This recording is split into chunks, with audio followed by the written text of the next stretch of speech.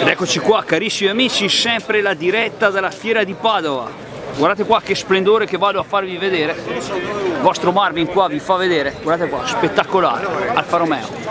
Guardate, ammiratela, la dedico al mio amico Alessio di Pisa. Ti voglio fare le congratulazioni, che è nato Giulio, insomma, guarda qua Alessio, insomma, dopo 2 giorni che è nato Giulio, c'è la diretta del Marvin, ti dedica a quest'Alfa, tutto per te e per il nuovo arrivato. Guardate qua, carissimi amici, spettacolare, Alfa Romeo. La fiera di Padova, purtroppo non posso farvi vedere molto bene i dettagli, c'è un via vai di gente, però spettacolare lo stesso. Quello che contava era fare la dedica ad Alessio di Pisa, il nuovo arrivato. Ciao a tutti.